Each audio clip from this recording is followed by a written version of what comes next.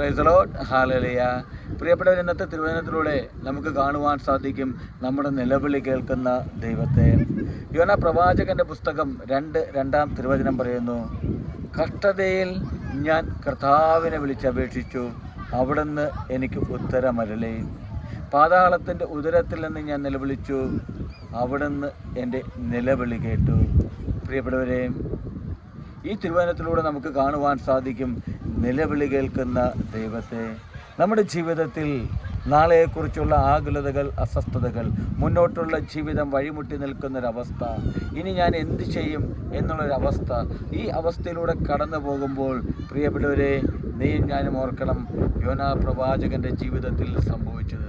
മത്സ്യത്തിൻ്റെ ഉദരത്തിൽ കിടന്നുകൊണ്ട് എന്ത് മുന്നോട്ടുള്ള ജീവിതം, ആ ചിന്തിച്ച നിമിഷം, ദൈവത്തെ വിളിച്ചപേക്ഷിച്ച നിമിഷം, കർത്താവ് ദൈവം അവിടുത്തെ ആ സ്വർഗത്തിൽ നിന്നും ഈ യോന പ്രവാചകൻ്റെ നിലവിളി കേട്ട് അവന് ഉത്തരമരുളിയെങ്കിൽ, അവനെ ആശ്വസിപ്പിച്ചെങ്കിൽ, അവനെ വീണ്ടെടുത്തെങ്കിൽ, പ്രിയപ്പെട്ടവരെ, നീയും ഞാനും ഇതുപോലെ ദൈവത്തിൽ നിന്ന് അകന്ന് ഒളിച്ചോടിപ്പോയ സമയങ്ങൾ നമ്മുടെ ജീവിതത്തിലുണ്ടാകാം.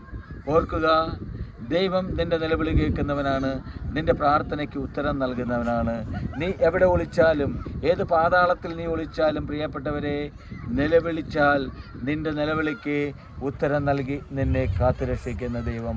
അപ്പോൾ ജീവിതത്തെക്കുറിച്ച് വേദനിച്ച് വിഷമിച്ച് കഴിയുന്ന, ആകുലപ്പെട്ട് കഴിയുന്ന, മുന്നോട്ടുള്ള ജീവിതം എന്തായിത്തീരുമെന്നുള്ള ഒരവസ്ഥയിൽ കഴിയുന്ന, മരണത്തിൻ്റെ മുന്നോടി, മരണം മുന്നിൽ കണ്ടുകൊണ്ട് ജീവിക്കുന്ന എല്ലാ വ്യക്തികളും ഓർക്കുക, ഈ തിരുവചനം ഈശോ നിനക്ക് നൽകിയതാണ് യോന പ്രവാചകനിലൂടെ. നീ പാതാളത്തിൻ്റെ ഉദരത്തിലാണെങ്കിലും അവിടുന്ന് നീ നിലവിളിച്ചാൽ നിൻ്റെ നിലവിളി കേട്ട് നിനക്ക് ഉത്തരമരുളും. ഹല്ലേലൂയ. ആമേൻ.